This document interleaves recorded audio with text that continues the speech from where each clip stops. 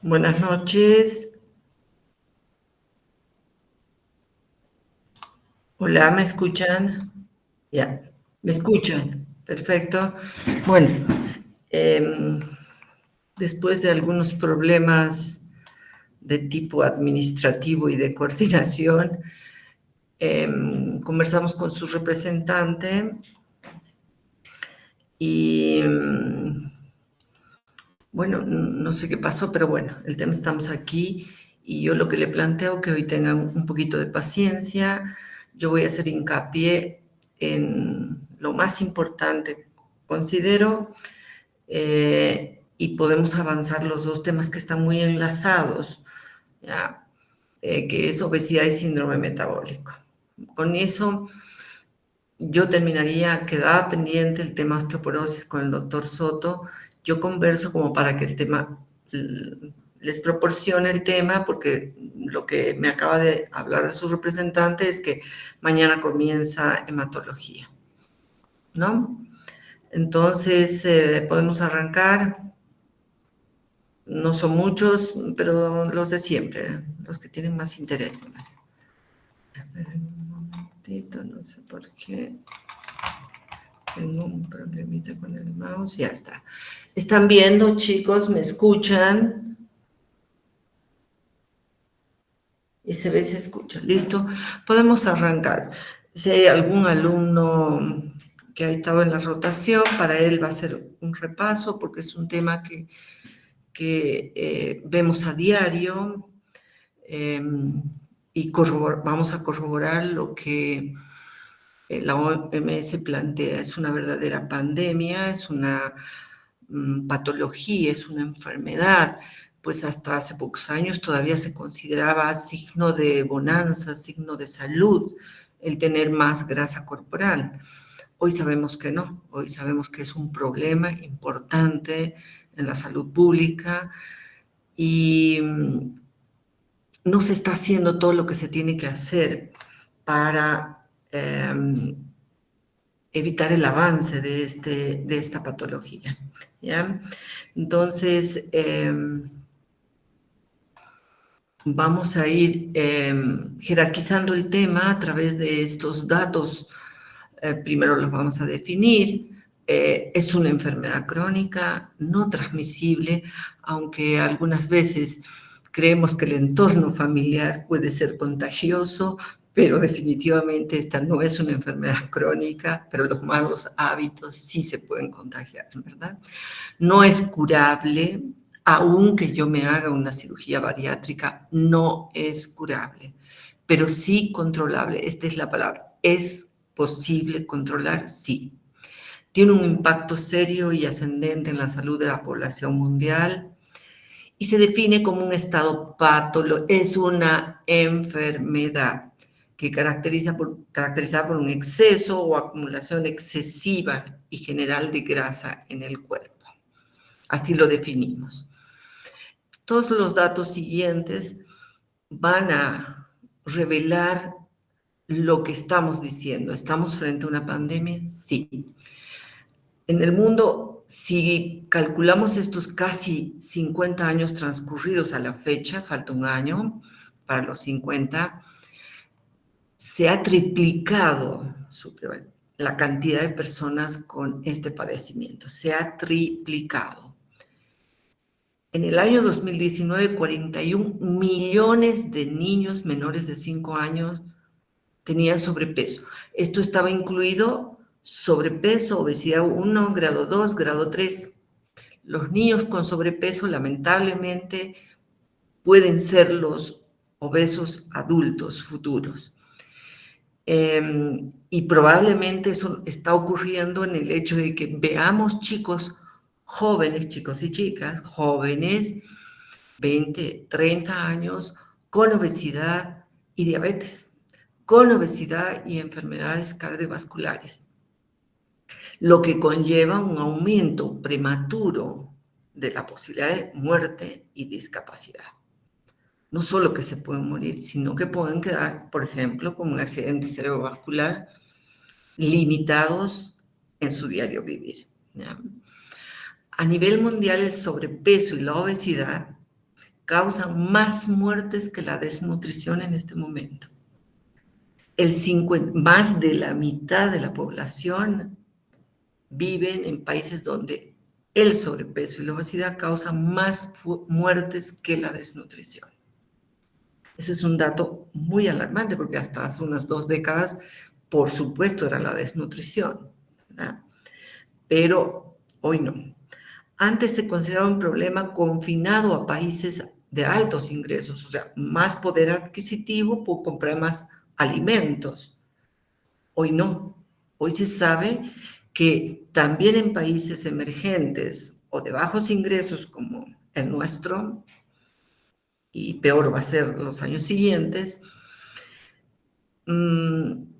las personas invierten lo poco que tienen en alimentos inadecuados, porque probablemente lo que está faltando es eso, educación.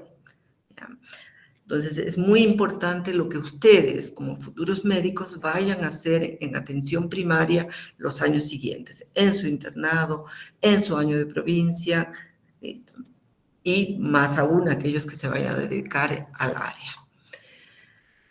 Este mapa mundial revela o sea, con intenso rojo las áreas donde la prevalencia de obesidad puede alcanzar hasta el 90% de ciertas regiones.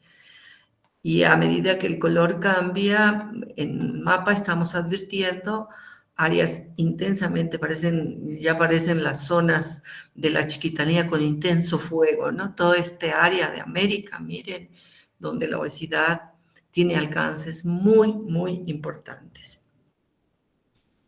Y estos datos, más de 2.000 millones de personas afectadas en el mundo con la obesidad, sobrepeso y obesidad.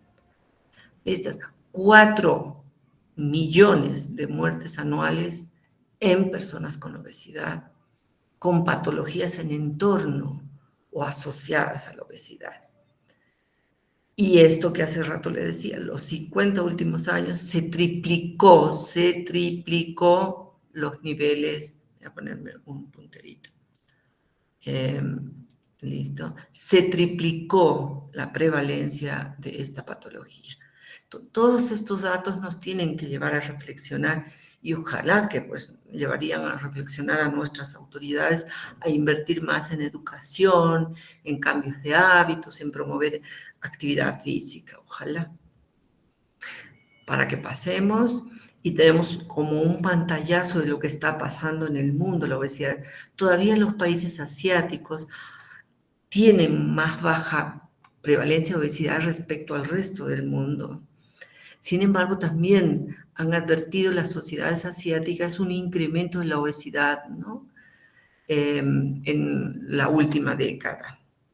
Y respecto a sobrepeso en Latinoamérica, aquí estamos nosotros, definitivamente más del 50%. Esta es una población adulta, ¿ya? Más del 50% de nuestra población en Bolivia tiene obesidad. Sí, hace muchos años México y Estados Unidos nos llevan la delantera en forma importante. Y solo contamos con que no ha salido la referencia, pero es una ONG que trabaja en el Alto, pero que ha hecho una extensión del trabajo para ver la prevalencia de la clasificación de la población en relación a la masa corporal. Y estos datos se arrojan, ¿no? Entre sobrepeso y obesidad, esta es una ONG asentada en el Alto, pero podemos ver el resto y lo que nos interesa, y ya estamos sobrepasando el 50%, como es en muchos otros países de Latinoamérica. Entonces, sí es un problema de salud, evidentemente. Vamos.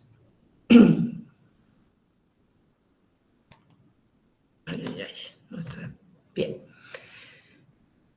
La obesidad asociada a sus comorbilidades, ya vamos a ver cuáles, causan 4 millones de muertes.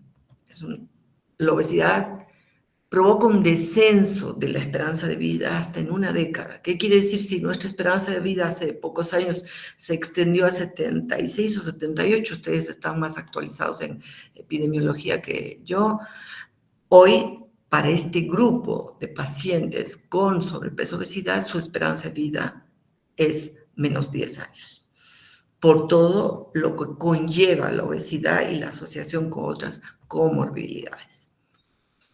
Alto costo socioeconómico por los estados, sí. No en sí la obesidad, sino lo que conlleva la asociación de las otras patologías, más enfermedad renal, más enfermedad cardíaca. Entonces, lo que se gasta en eso, lo podríamos invertir muy bien en educación y prevención, pero bueno, hasta que ocurra eso. La mortalidad de los pacientes con sobrepeso, obesidad. Esta es una estadística, sí, de Cochabamba en el periodo del COVID. Los médicos de terapia intensiva sacaron una estadística de que el porcentaje de sus pacientes con COVID que fallecieron, el 50% tenían sobrepeso, obesidad. Otra vez, otro dato. Entonces, hemos jerarquizado esta patología y creemos que darle toda la atención. Para eso vamos a revisar un poquito la parte general del tejido adiposo y tener claro que la mayor parte de nuestro tejido adiposo está distribuido en la región superficial, la región subcutánea, que en condiciones normales no debe superar el 80%. Estamos hablando del tejido adiposo, 80% superficial, que no está involucrado en procesos metabólicos, sino cumple otros roles de los cuales vamos a revisar después. Esta grasa es la que nos interesa. La profunda, la visceral, y en esta visceral está incluido la aumental y la mesentérica. Y esta en condiciones normales no debería superar al 10%. Y es a esta que nos vamos a dirigir este tema y el siguiente tema, porque al parecer es el inicio de una serie de trastornos metabólicos que ponen en riesgo la salud y la vida de las personas. Hay también tejido graso adiposo intramuscular, que no debe sobrepasar en condiciones normales el 5%. Y otras más pequeñas, localizadas, región plantar, palmar, retroorbitaria, aquí la bola de Bichat en la región de la facial, ¿ya? Pequeñas cantidades. Todos sabemos, al parecer, decíamos la grasa, no, para muchas personas no nos gusta la grasa porque nos deforma, no, pero la grasa es imprescindible para muchas funciones orgánicas, pero en cantidad normal. Protege nuestros órganos internos, recubre nervios, es parte de todas las células de nuestro cuerpo, regula temperatura corporal, la superficial, almacena vitaminas, hay muchas vitaminas que son liposolubles, la E, la D, la K, liposolubles. Interviene en la modulación metabólica y sintetiza hormonas, muchas hormonas, estradiol, estrona, la parte de cortisol suprarrenal, se requiere grasa, se requiere colesterol para la síntesis de varias hormonas. Entonces, sí cumplen roles importantes y en cantidad normal mantienen un equilibrio en nuestro organismo. La etiopatogenia es mucho más compleja de lo que dice este gráfico. Este gráfico dice, bueno, vamos a tener obesidad, es decir, más tejido adiposo de lo normal, cuando se rompe este equilibrio. Comemos mucho, no gastamos, la balanza hacia arriba, ¿no?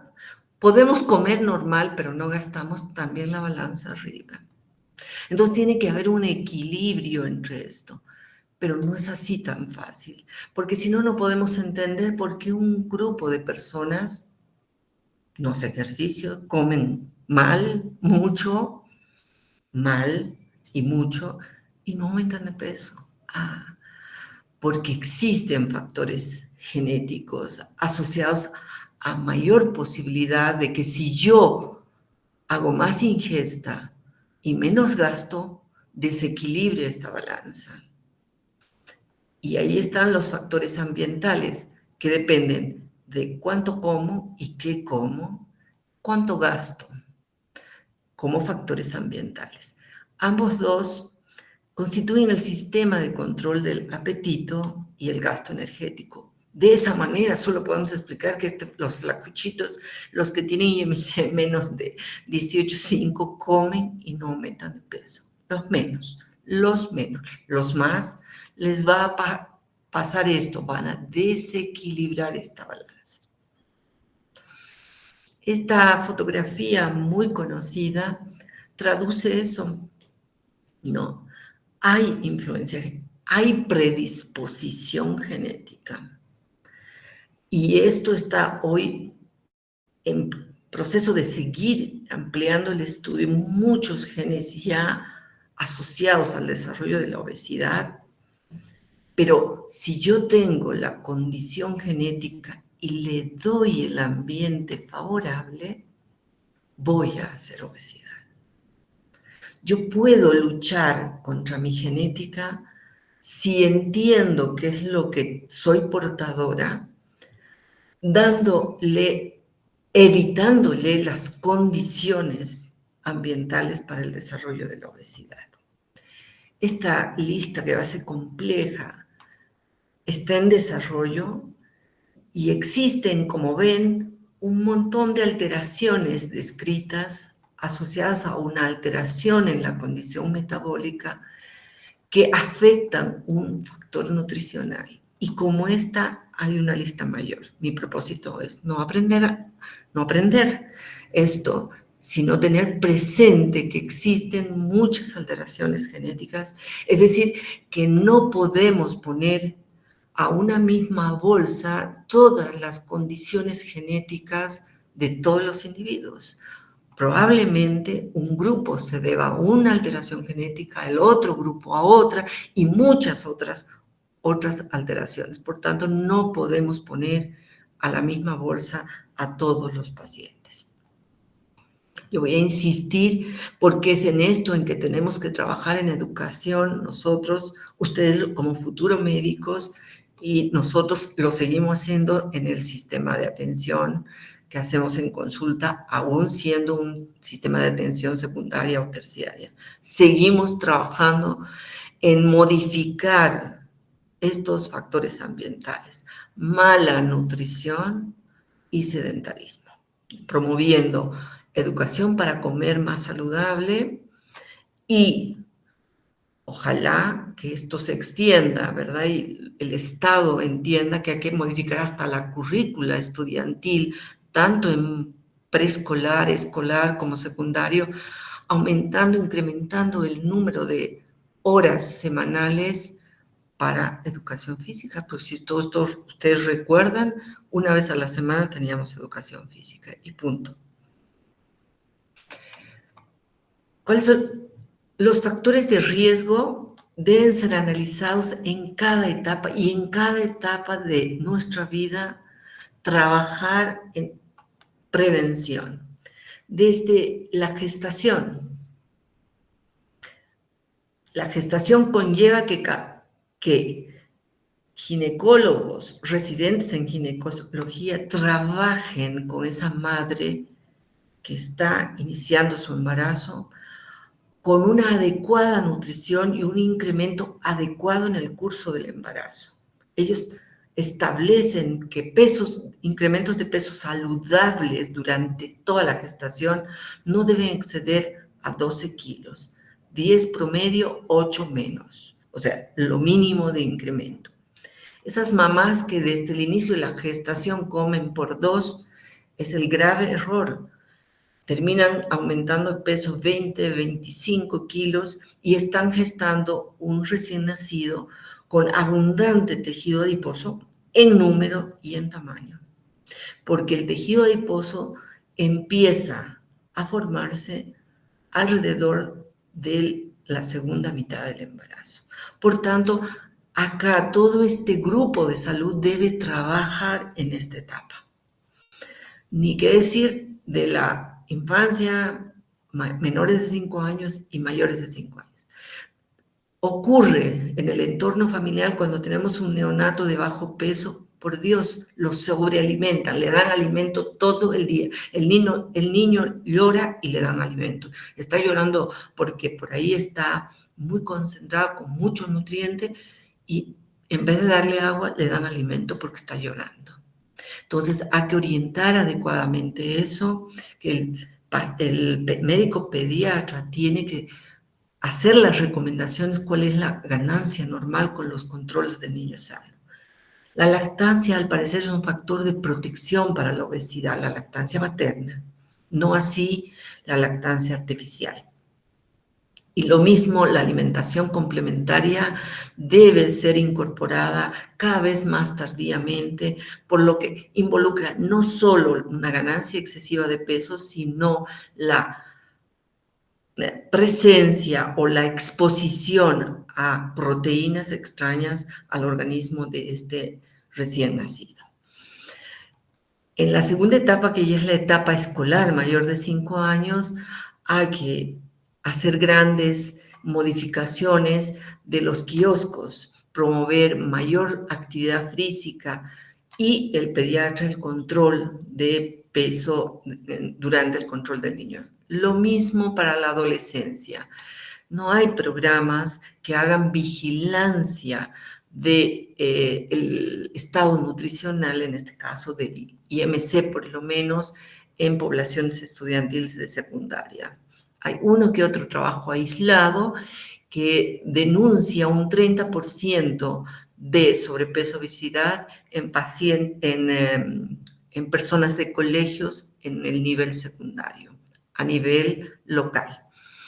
En la edad adulta, exactamente lo mismo, promover alimentación saludable.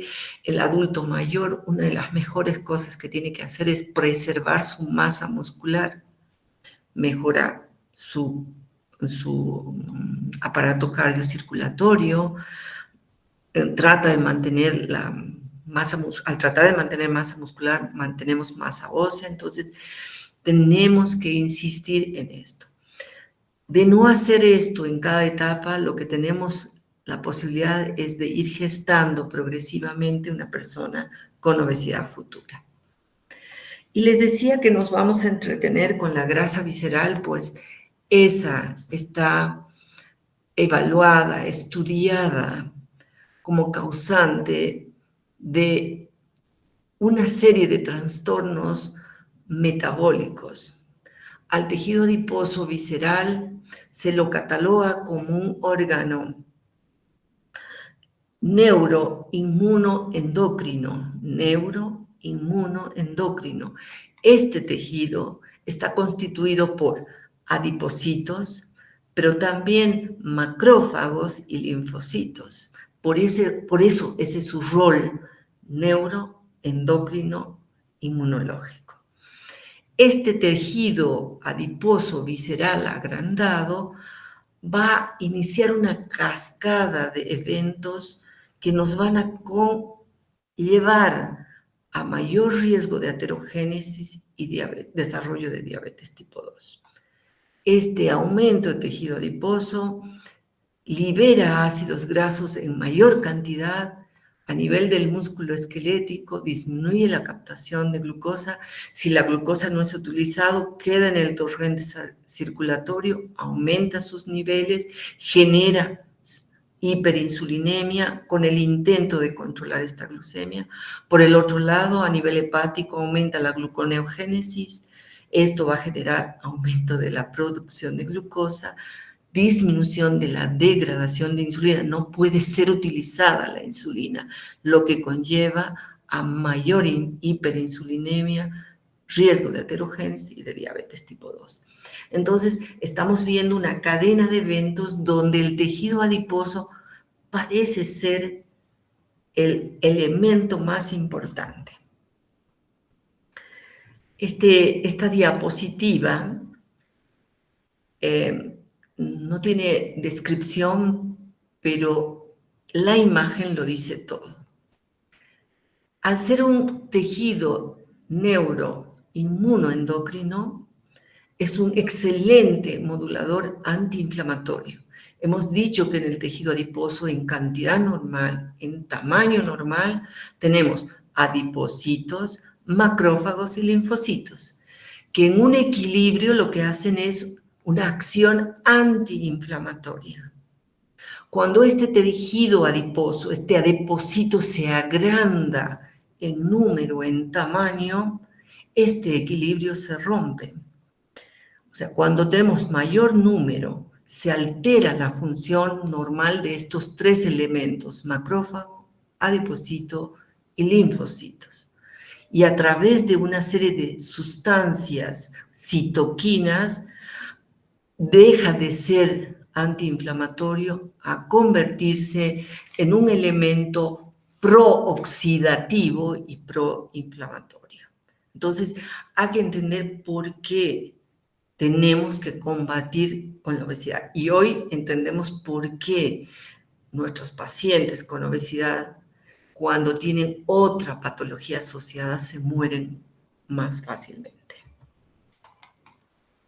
Es una clasificación básica de la obesidad, como más aumento de peso, desequilibrio de la balanza, menos actividad física, desequilibrio de la balanza. Sin embargo, hay obesidades cuyo origen está en el centro de la saciedad, donde están los núcleos ventromediales y laterales. Si yo tengo una patología local, yo puedo no tener saciedad y mi obesidad es de causa orgánica hipotalámica. De causa endocrina con algunas características, en el hipercortisolismo que genera un síndrome de Cushing iatrogénico, central, periférico, no importa. El tema es que en estas patologías podemos tener, así como el hipotiroidismo, obesidades por baja del metabolismo, no necesariamente porque el hipotiroidismo dé más apetito, no. Hemos llevado esta clase y uno de los síntomas es más bien hiporexia, poco apetito. Pero hay otros elementos que hacen que el paciente con hipotiroidismo aumente más fácilmente de peso. El uso de ciertos medicamentos puede facilitar en una predisposición genética el desarrollo de obesidad. Y los menos frecuentes causantes de obesidad son alteraciones cromosómicas o alteraciones genéticas, como el síndrome de Prader-Willi, que se acompaña a baja talla y alteraciones neurológicas. Estas otras patologías, alteraciones ya identificadas genéticas como los defectos de la leptina, defectos de las interleuquinas, de PPAR gamma, que es un activador del receptor del peroxisoma, ya hay alteraciones conocidas asociadas, genéticas asociadas a la obesidad. Para el diagnóstico, es importante una confección de historia clínica completa. Yo voy a empezar desde cuándo tiene la persona aumento de peso. O dicho de otra manera, ¿alguna vez tuvo peso normal? Van a ver que en la mayor parte de las personas, varones, antes que hacían servicio militar, hasta el servicio militar. Otros dicen hasta el inicio de la universidad. Cuídense, chicos, ustedes están en la carrera. Entonces, es importante, y el que identifica, muchos muchachos, personas, identifican el inicio de la escolaridad. En la escuela les dan un refrigerio, en la casa les obligaban a comer, y el refrigerio de la escuela no era el mejor, ¿verdad? Entonces, tenemos que hacer una descripción detallada de los antecedentes personales, uso de fármacos, familiares con obesidad y, por supuesto, el examen clínico completo. Ahora vamos a ahondar en algunos datos de estos en el examen clínico. En laboratorio, cuando estamos frente a una obesidad o sobrepeso, los básicos, glucemia, insulina, perfil lipídico, transaminasas por su asociación con el hígado graso, hemograma, para ver si no tenemos además otras alteraciones, poliglobulia, anemia. No es infrecuente que hayamos visto un paciente con obesidad y anemia por otra causa. Función renal, ácido úrico, signos inflamatorios a través de la proteína C, o algunos específicos que van a surgir del interrogatorio y del examen clínico. Vamos a pedir por ahí cortisol, por ahí función tiroidea, y complementar otros estudios como electrocardiograma y espirometría.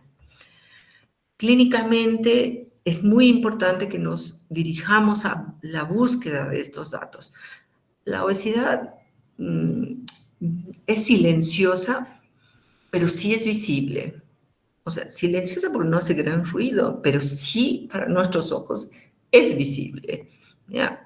Entonces es importante estos detalles, acantosis severa, circunferencia cintura, la acantosis no solo a nivel del cervical, en las axilas, en los pliegues en general. Cuando es severa, hasta en los pliegues del codo, en la región anterior.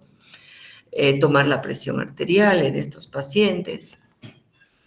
Vamos. Y esto es lo que hacemos en aplicación clínica. Hoy por hoy seguimos utilizando este índice, que es la relación peso corporal total con la estatura. El IMC, todo el peso corporal total, no permite separar la grasa, el músculo, el hueso. Es de aplicación, aún sigue siendo de aplicación clínica, disponible, barata. Entonces seguimos empleando clínicamente. Pero ya les he dicho, cuidado con el IMC porque hay que hacer las consideraciones de evitar utilizarlo en determinadas situaciones. Esta es la fórmula, siempre se olvidan las unidades, peso en kilogramos no es lo mismo que yo ponga peso en gramos. Altura en metros al cuadrado no es lo mismo, metros por 2, es metros por metros, o sea, altura al cuadrado. Pongo 1,60 por 1,60, no por 2. ¿No? Esa es nuestra fórmula y este es lo que clasifica el IMC. Normopeso, por debajo de esto sería bajo peso, no desnutrición, porque hay ciertos tipos de desnutrición que cursan con edemas, entonces no los incluimos. Ponemos bajo peso, sobrepeso con el IMC 25 a 29,9, obesidad de grado 1, de grado 2 y grado 3 o mórbida. Este sobrepeso le podemos poner también preobeso, como un sinónimo lo pueden emplear indistintamente. Vamos adelante. Yo les decía, al ser el IMC, al considerar el IMC toda la superficie corporal, ojo con ciertas situaciones, en este caso fisiológicas, no debemos emplear. Los obstetras solo utilizan peso durante el curso del embarazo. El inicio y cada mes les pesan a su control. El fisiculturismo, razón obvia por qué no voy a hacerle el IMC. Y entre lo patológico de enfermedades musculoesqueléticas severas, por ejemplo, una gran cifosis, escoliosis, acortamiento de extremidades por traumas y osteosíntesis posteriores, todas esas no van a permitirnos el empleo de un IMC correctamente, o sea, no hay que utilizarlo. Si la paciente tiene amputaciones extensas, tampoco. Y ahí viene un grupo de trastornos de enfermedades desde insuficiencia renal, fase edematosa, mixedema que hemos llevado, ese estado extremo de hipotiroidismo, insuficiencia hepática con cifosis o tumores ováricos con ascitis severa, no deben incluirse. No deben incluirse en el IMC los niños menores de 2 años, porque ellos son evaluados a través de otras tablas en forma horizontal, el peso y la talla son tomados. Y algunos síndromes genéticos, el Turner, el Prader-Willi, no deben incluirse, así como algunas endocrinopatías, acromegalia, gigantismo, síndrome de Marfan, no deben incluirse. No deben incluirse trastornos genéticos que acompañan al crecimiento, como las acondroplasias.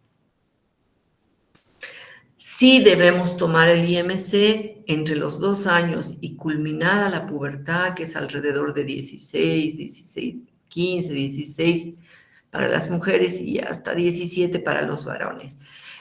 Sí debe tomarse, lo único que tenemos que hacer es poner la edad que tiene la persona que estamos evaluando, sacar con el dato del peso y la talla el IMC, aplicando la fórmula que acabamos de revisar, y ver el resultado que nos da. En pediatría todo es percentilo, todo es como el promedio, ¿no? El promedio de la población, en este caso el promedio IMC. Yo voy a hablar de normopeso con un percentilo del 10 al 50. Percentilo sobrepeso hasta el 85. Y a partir de esto tenemos obesidad, y cuanto más lejana al gráfico rojo, al color rojo del gráfico, perdón, tenemos obesidad de mayor grado. Entonces, esto en pediatría lo tienen que hacer hasta que la persona culmine el periodo de crecimiento, que es el cierre de los cartílagos de crecimiento. Hay que hacer el IMC y aplicar el gráfico. Otra forma de evaluar lo que queremos, que es la grasa visceral en forma indirecta, porque estamos incluyendo en esta medida la grasa subcutánea abdominal también. Entonces, agarramos punto medio de reborde costal y cresta ilíaca y el punto medio, sin importarnos dónde está el ombligo, el punto medio del reborde costal en la línea medioaxilar con la cresta ilíaca, damos vuelta a la cinta métrica, un método sencillo, practiquísimo, y hay que hacerlo, porque van a ver cuán importante es este método en la evaluación clínica de diario. Yo les decía que la circunferencia cintura incluye el tejido celular subcutáneo y toda esta grasa que necesitamos cuantificarla, aunque sea indirectamente. Entonces, hacemos la circunferencia cintura, ¿no? Y es un método muy evaluable, o de mucho valor, perdón, en el riesgo cardiovascular. ¿Hay diferencias hombres, mujeres? Sin duda. Si yo tengo menos de 94 y soy varón, mi riesgo cardiovascular es bajo. Si soy mujer, menos de 80, bajo en centímetros. Mi riesgo aumenta, moderado, entre 94 y 102 varón, y riesgo elevado si tengo mayor de 102. En diferentes poblaciones puede haber pequeñas variaciones en 2-3 milímetros. Lo mismo para las mujeres. Riesgo moderado de 80 a 88 y riesgo elevado mayor de 88. Entonces, este no es un índice, es una medida de la circunferencia cintura en los puntos referidos. Este sí es un índice circunferencia estatura.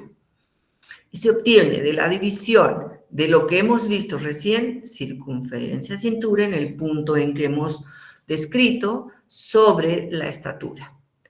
Las unidades tienen que ser de ambas. Arriba, circunferencia cintura en centímetros, lo de abajo también tiene que ser en centímetros.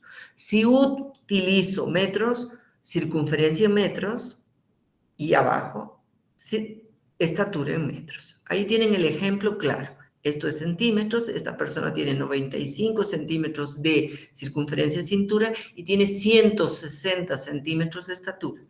Esta misma persona tiene en metros 0,95 dividido entre 1,60. La operación tiene que darles exactamente el mismo número.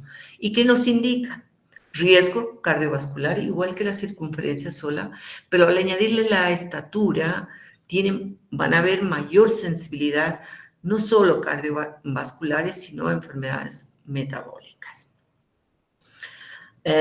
Y mayor riesgo cuando este índice es mayor. Hay una tabla de muchos números. Vamos a simplificar y utilizar el 0,5 como un valor de riesgo. Menos de 0,5 hasta 0,49, el riesgo es más bajo, y mayor de 0,5, 0,51, 0,52, 53 y todo lo que viene arriba, riesgo aumenta. Cuanto más alto, mayor riesgo cardiovascular y metabólico. Se ha comparado esto en relación al índice circunferencia-estatura, lo que les decía, cuanto más, mi riesgo va a ser mayor, y si correlaciono, si estoy con obesidad o con sobrepeso, lo tengo acá. Entonces, pero vamos a hacer sencillo el trabajo y el aprendizaje. 0,5 es un valor que nos podemos acordar. Cuando relacionamos IMC, ICE y riesgo metabólico, sin duda, el índice de circunferencia-estatura tiene mucho más sensibilidad, porque podemos pescar a personas con un IMC normal, normopeso, pero con un índice mayor de 0,5 y ya tienen un riesgo alto. Yo puedo tener una paciente con sobrepeso, pero con una circunferencia menor, miren cómo baja el riesgo. Pero si mi circunferencia es mayor de 0,5, miren, se duplica el riesgo. Y si tengo obesidad, sin duda, ¿cuántas veces? 3 veces del valor inicial aumenta mi riesgo cardiovascular y metabólico. Entonces, al parecer, la relación circunferencia a cintura con la estatura es un buen indicador en la evaluación clínica de riesgo cardiovascular y metabólico. Todo lo que hemos hecho, lo hemos hecho en consultorio, con bajo costo, por poco tiempo. No quiere decir que no existen métodos para evaluar exactamente nuestra grasa corporal, y no necesariamente solo de la grasa abdominal. Podemos evaluar incluso masa magra, o sea, la masa muscular, la masa grasa, a través de diferentes métodos. No siempre contamos, y eso, en consideración de la pandemia, aumentaría mucho más los costos. Yo puedo hacer a través de una densitometría, con un software especial, con una resonancia, con una tomografía. Puedo evaluar y cuantificar la grasa. No lo hacemos. No lo hacemos. Bien, ya evalué clínicamente las cosas que me estarían dando rangos para trabajar con ese paciente, para darle un diagnóstico a ese paciente. No tenemos que olvidarnos cuál es el impacto de la obesidad en la salud.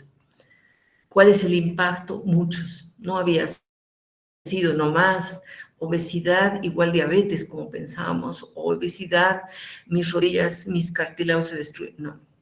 Está correlacionado con muchas entidades la obesidad. Y las vamos a describir rápidamente. Dentro de las metabólicas es sin duda que el casi 90% de nuestros diabéticos tipo 2 tienen sobrepeso, obesidad. Entonces sí es importante. Un porcentaje alto de nuestros pacientes con sobrepeso, obesidad tienen hipertrigliceridemia. También vamos a encontrar hipertrigliceridemia en pacientes de peso normales. Es una hipertrigliceridemia primaria. Yo estoy hablando de una hipertrigliceridemia secundaria a la obesidad. Hipertensión arterial, sin duda, con mayor posibilidad de desarrollar el paciente con obesidad. Y por ende, todas las alteraciones de consecuencia a la diabetes, obesidad, dislipidemia, hipertensión, que es el tema siguiente, que es el síndrome metabólico. Estos pacientes portadores de estas alteraciones metabólicas se infartan con más frecuencia, tienen cálculos de colesterol con más frecuencia, tienen hígado graso con más frecuencia, tienen poliquistosis ovárica con más frecuencia. Entonces, sí hay entidades metabólicas asociadas a la obesidad, pero también hay otras entidades, mayor depresión, mayor ansiedad, mayor problemas de conducta alimentaria.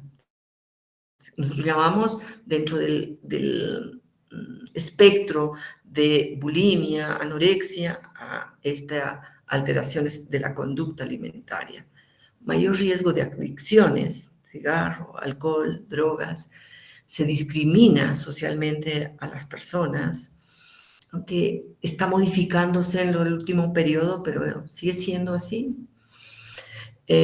Otras alteraciones mecánicas, hipoventilación, apnea del sueño, artropatías de sobrecarga, muy frecuente, sobre todo las articulaciones de la cadera, las rodillas, tobillos, más frecuencia de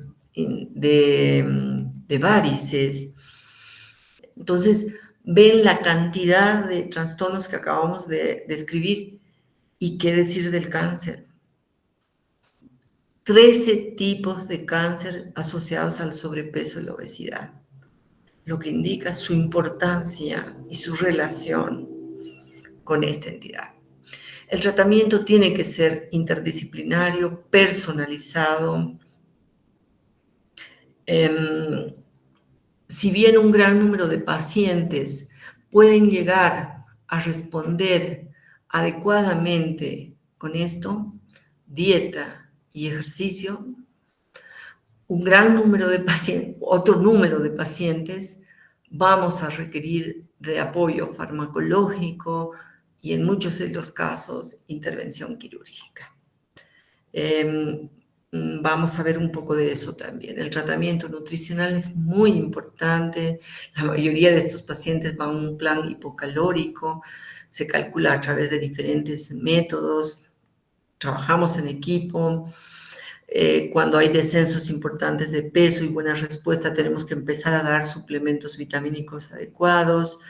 Es importante la porción porque la dieta tiene que ser personalizada, tiene que estar también acorde a la economía, al aporte geográfico de la zona, no buscar alimentos que no encontramos en el medio.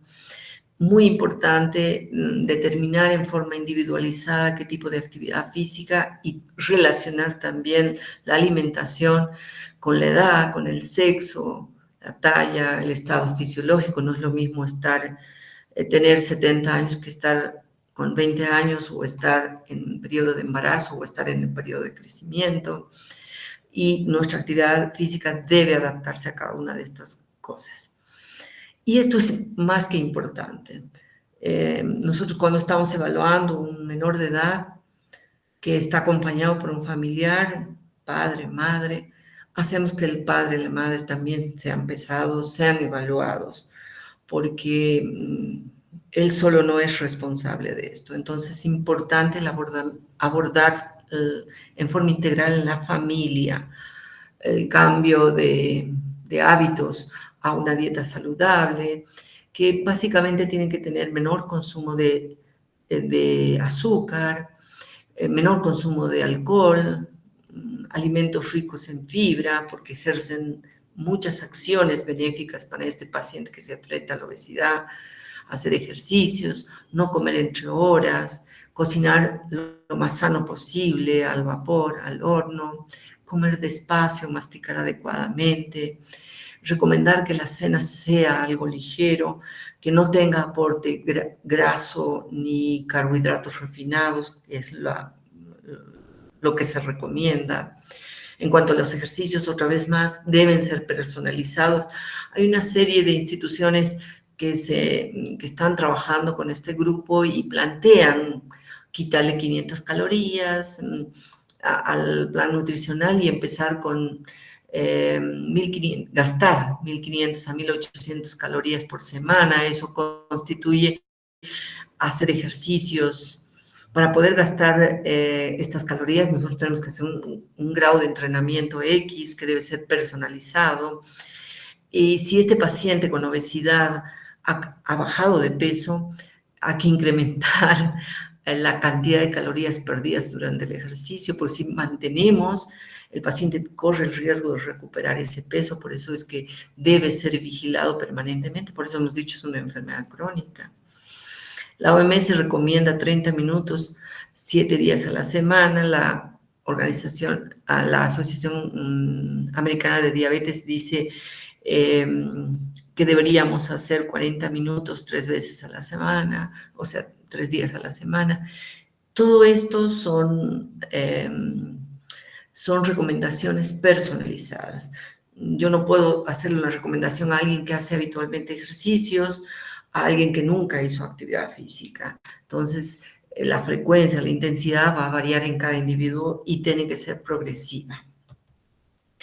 El tratamiento farmacológico todavía tenemos en el medio Orlistat, que disminuye la absorción de grasa del alimento porque inhibe la lipasa pancreática, lo que va a condicionar una disminución de la cantidad de calorías que llegan al torrente circulatorio, porque por cada gramo de grasa no absorbida tenemos menos 9 calorías. Estamos usando como inhibidor del apetito central fentermina, topiramato, aquellas personas sobre todo que tienen asociado mucha ansiedad. Trabajamos con inhibir a nivel central el apetito. Hay que tener ciertas precauciones, no utilizamos en adultos mayores, hipertensos o con problemas de arritmia, sino más bien en jóvenes, ¿no? Esto ya lo han visto en el tema de diabetes, los insulinos sensibilizadores, el que contamos en el medio y accesible, la metformina. Pero hoy ha llegado a nuestro medio un grupo de medicamentos que se llaman análogos o de la GLP-1 o incretinomiméticos. Tienen una acción muy positiva sobre la pérdida de peso en los pacientes. No necesitan ser diabéticos para el empleo de estos análogos. Y lo último de lo último, no ha llegado todavía. Aquí, en forma oficial, hace 2 meses se hizo el lanzamiento del semaglutide, que es el primer incretino mimético oficialmente. Hace más de 2 años ya nos llegaba por contrabando, pero oficialmente se lanzó hace 2 meses. Y esto es lo último, una mezcla de los 2 incretinomiméticos que tiene nuestro organismo, el GLP-1 y el GIP, que los han revisado en el tema de diabetes. Este último, esta combinación, tiene ganancias de peso muy equivalentes a una cirugía bariátrica. No existe en nuestro medio, de alto costo, todavía no disponible para nosotros. Ya pasó la etapa clínica y ya se está trabajando con el producto comercialmente. Y finalmente, el tratamiento quirúrgico. La institución del Seguro Universitario es pionera en esto. Hace un par de años, el equipo multidisciplinario a la cabeza del cirujano, doctor Aparicio, pudo lograr que se entienda que las autoridades comprendan que esta no es una cirugía estética. Esta es una cirugía para combatir la obesidad. El paciente debe ir con un periodo de preparación, con apoyo psicológico, debe aprender a comer, debe aprender, si no hace, a hacer actividad física, porque lo que le espera después de este procedimiento es largo, es de siempre. Entonces, hay procedimientos restrictivos, mal absortivos o procedimientos que combinan ambos. En la banda gástrica se ha dejado de hacer lo que se está haciendo en el seguro de la mayoría de los pacientes, gastroplastía vertical, es esta, gastroplastía, o sea, reducir la cámara gástrica como un tubo, pero es gastro vertical, ¿no? Con muy buenos resultados. Siempre hay alguien que no anda bien, pero la mayoría de los operados van bastante bien. Tienen sus indicaciones, aunque hoy están siendo revisadas. Por ejemplo, el tema de la edad se está revisando. Se está revisando que no está restringido ya a partir de 35 de IMC, sino a partir de 30, con comorbilidades. Entonces, se están revisando. Sin embargo, pienso yo que va a empezar a reducirse el número de indicaciones de cirugías por cuando nos llegue este fármaco, que es una mezcla de dos sincretinomiméticos que se los he expuesto en la hoja anterior, en la diapositiva anterior, ¿ya? Entonces, tiene sus recomendaciones, tiene que estar psicológicamente estable, tiene que haber demostrado una actitud de cambio de hábitos saludables en el paciente para que se ingresen en el programa de esta cirugía bariátrica. Sin duda, no hacerlo en embarazo, en trastornos psiquiátricos, y esta edad está siendo hoy por hoy revisada, y aquellos pacientes que además tengan una neoplasia que está en periodo de vigilancia, es decir, no se le ha dicho, está todo vencido el cáncer, no. A ese paciente, si tiene obesidad y comorbilidades, entra en el grupo, pero si ese paciente tiene un diagnóstico reciente y está en vigilancia inicial, no se lo incluye como candidato. Perfecto. Chicos, entonces, si me tienen un poco de paciencia, hacemos hincapié en algunas de las cositas que necesitamos del síndrome metabólico, así lo tienen en cuenta, y vamos a, esperen un ratito, vamos a empezar con el otro tema. ¿Alguna pregunta respecto a esto? Hola, ¿se durmieron? ¿Están todavía ahí? Bueno, muy bien, listo. Hagamos eso como hemos concertado al inicio con la dirigente. Síndrome metabólico, cuarteto de la muerte, síndrome X, síndrome plurimetabólico, porque es la unión de lo que hasta ahora han visto. Han visto diabetes, dislipidemia y ahora obesidad, ¿verdad? Entonces, hipertensión han visto en nefrología, hipertensión han visto en cardiología, entonces, y en gastro han visto lo que es esteatosis hepática no alcohólica. Entonces, estamos juntando patologías que determinan, la importancia de esto es que determinan alto riesgo cardiovascular y metabólico. Alto riesgo. Si no tiene todavía diabetes, va a poder desarrollar diabetes. Y en conjunto, lo que pueden provocar es enfermedad con un infarto, accidente cerebrovascular, muerte. Y diabetes, el que aún no tiene diabetes, ¿no? El que está en fase prediabética. Entonces, esta es la definición. Riven fue el que describió, porque eso también lleva su nombre. Incrementan el riesgo de padecer una enfermedad cardiovascular y diabetes mellitus. No tiene una causa única, por lo que vemos, son múltiples patologías, pero se plantea si no hay alguien que inicie el proceso.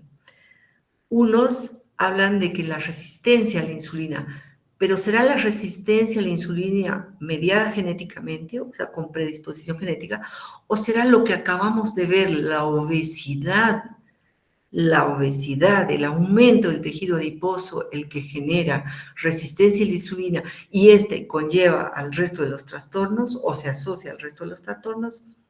Ahí estamos. O es el huevo o es la gallina, chicos. Ahí estamos. Uno o el otro. El tema es que son dos elementos importantes de este síndrome. Ahí están los elementos que los vamos a ver epidemiológicamente, al igual que la obesidad, al igual que la diabetes tipo 2, tiene un incremento conforme aumenta la edad, discretamente más frecuente en varones, pero llega la mujer a la etapa menopáusica y esta modificación hormonal favorece a la insulinoresistencia, y hombres y mujeres pasados los 60 años estamos a la par casi con esta patología. Y además a eso le asociamos nuestros malos hábitos. La mujer ahora toma más, fuma más, y ahí estamos. Nos hemos igualado en algo que no es de beneficio. Vamos, lo siguiente. Ya hemos hablado de la obesidad. Vamos a La vida sedentaria hemos hablado, cuán importante es en este síndrome, cómo contribuye, ya hemos hablado. Factores de riesgo, ¿no? 44% de la población mayor de 50 años, y hay estadísticas que llegan y superan la mitad de la población, el 50%, ¿no? Y esto es casi uniforme. Esto es, aquí es, ¿quién es el causante? ¿Es la obesidad? ¿O hay personas que necesitan un poco más de grasa abdominal, un poquito más de lo normal, pero tienen resistencia insulínica genéticamente establecida, por tanto, un poquito más de tejido graso visceral ya desencadena un estado de insulinoresistencia que conlleva a todas estas patologías que las hemos ya descrito en obesidad. Entonces, queremos poner, este es la clave, o este induce a esto. Ahí estamos. Probablemente nuestras poblaciones sean diferentes. Si yo tengo un paciente con sobrepeso, un IMC de, vamos a ponerle de 26, con una circunferencia de varón de 97 centímetros, o sea, poco más de lo normal, poco más de lo normal. Y ya este paciente tiene hipertensión, ya este paciente tiene dislipidemia, ya este paciente tiene intolerancia a la glucosa, prediabetes, quiere decir que hay un componente genético importante. Lo contrario, si mi paciente tiene abundante grasa abdominal, tiene un IMC de 38, este abundante tejido adiposo visceral puede generar insulinoresistencia, lo hemos visto en el tema anterior, sí. Y esto, generar todas estas otras asociaciones, sí. Coadyuvada por la edad, coadyuvada por el sedentarismo, por el uso del tabaco, drogas, etc. Entonces, el tema es que tenemos dos elementos importantes: tejido graso visceral, mayor cantidad, y resistencia a la insulina. Otra vez, y hemos visto, esto por eso vamos a pasar rápido, muy importante identificar clínicamente estos elementos, hipertensión arterial, diabetes. Miren cuántas veces más posibilidades tiene quien tiene un síndrome metabólico de tener enfermedades cardiovasculares. 1.5 a 3 veces más de la población que no tiene. 3 a 5 veces más diabetes de la población que no tiene, comparada con la que no tiene el síndrome metabólico. Entonces, es muy importante la descripción. Para la Sociedad de Endocrinólogos, nosotros tomamos en cuenta como criterios menores estas cosas. Criterios menores, no mayores. Esteatosis hepática no alcohólica, hiperuricemia como producto del hiperinsulinismo, síndrome de ovario poliquístico 2 a 4 veces más, apnea obstructiva del sueño. Para un diagnóstico correcto, tenemos que tener la historia clínica, los antecedentes, el examen clínico con los elementos que hemos visto para la obesidad, medir laboratorios generales y específicos a los hallazgos clínicos. Y esto es lo que quiero compartir con ustedes. Muchos organismos se dedican al estudio del síndrome metabólico, muchos. ¿Ya? Traigo referencia de estos tres y van a comparar, que muchos coinciden, vamos a comparar los que coinciden. Todos dicen, todos estos tres organismos dicen, si el paciente tiene triglicéridos más de 150 miligramos por decilitro, o tiene 120, pero está tratado con hipolipemiantes, generalmente fibratos, y por eso es que está con los triglicéridos normales. En ambos casos, si mi paciente que estoy evaluando tiene triglicéridos de 120, son normales, pero está con fibratos, está con fármacos, está considerado este elemento como un criterio. Si tiene colesterol HDL menos de 40 varón, menos de 50 mujer, y coinciden todos los organismos, porque esta es una relación importante de lesión endotelial, ¿no? Presión arterial alta, la mayoría coincide con las cifras. Hay pequeñas diferencias con otros organismos. Estos que hemos traído en referencia, todos coinciden. Pero otra vez, si este paciente que yo estoy evaluando tiene 120, 70 de presión, pero está con 3 antihipertensivos, él es hipertenso. O sea, ya tiene este criterio, ¿verdad?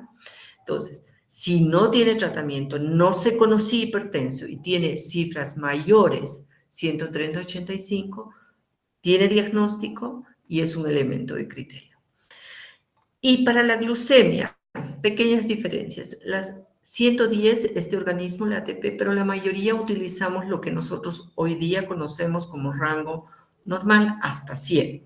A partir de 100 hasta 125 sabemos que es prediabetes. Y a partir de 126 es diabetes en ayunas, estoy hablando de glucemia en ayunas. Entonces, todo el que tiene glucemia en ayunas mayor de 100 incluye prediabéticos y diabéticos, es otro criterio. Es otro criterio. ¿Dónde hay pequeñas diferencias? La Federación Internacional de Diabetes plantea que los varones con una circunferencia a partir de 90 y las mujeres a partir de 88, que significa riesgo cardiovascular alto, ese para la IDF es el elemento más importante, es el elemento base, ¿ya? Para la IDF. Por tanto, debemos pensar que la IDF considera que el tejido adiposo puede ser el causante del resto o está asociado al desarrollo de las otras patologías que interactúan en el síndrome metabólico. Para la IDF esto es lo más importante. Para los otros organismos no, los otros organismos dicen 3 de estas 4 alteraciones tienen que estar presentes. Y punto. En cambio, este organismo dice circunferencia cintura más 2 o 3 o 4, los que quieran ustedes, pero este tiene que estar presente. ¿Listo? ¿Se entendió? Vamos. Ustedes adopten siempre una postura. Mi fin no es, me voy a aprender ahora todos los organismos, no, adopten una postura, ¿ya? Porque es casi lo mismo, con una pequeña diferencia. Para este organismo es la grasa visceral la más importante. Y esto del tratamiento farmacológico tiene una correlación estrecha con la obesidad. Es importante hoy revisar la grasa, sobre todo de la grasa de origen animal y ciertas grasas que hoy día sabemos que no son buenas para la salud. Y los carbohidratos refinados. Es importante que sea una dieta balanceada. Yo puedo tener un aporte graso, debo tener un aporte graso porque hemos dicho que la grasa de la alimentación es fundamental para procesos, ¿no? Entonces, tiene que haber un equilibrio en las recomendaciones de grasas, carbohidratos y proteínas. Cambio del estilo de vida y todo lo que hemos hablado para el tratamiento de la obesidad se repiten. Cuando yo estoy frente a un síndrome metabólico, no una obesidad pura, porque yo puedo tener una obesidad de 37 IMC, no es hipertenso, no es dislipidémico, no tiene diabetes, sí, puedo tener. Pero cuando estoy ante un síndrome metabólico, no puedo dejar de plantear tratamiento para todas las alteraciones que coexisten. Es decir, ayudar a la pérdida de peso con lo que tengamos, incluso la cirugía bariátrica. Si yo tengo triglicéridos altos, un fibrato; si tengo colesterol, una estatina; si tengo hipertensión, tenemos hoy los IECAs, los ARAs, y hoy día un nuevo grupo farmacológico que son los inhibidores del cotransportador sodio. Si hay hiperglucemia, por más que estemos con una prediabetes, un insulino sensibilizador. Conocemos, esto también ha llevado en diabetes otro grupo de insulinos sensibilizadores y hay fármacos que combinen.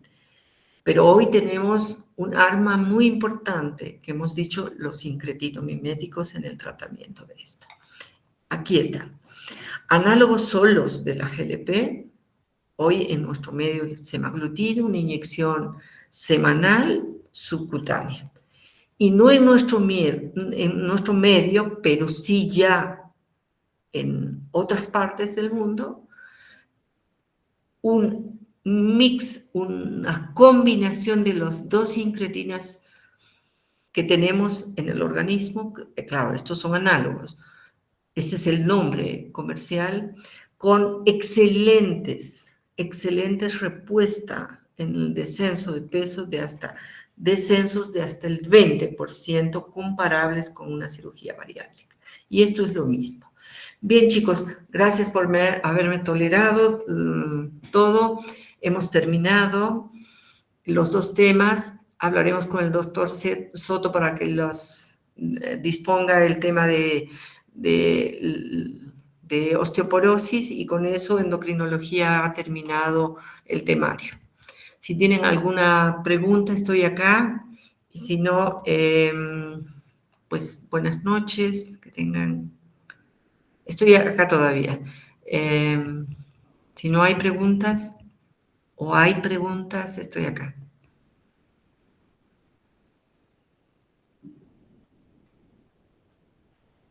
¿Listo, chicos? Creo que no. Buenas noches, entonces.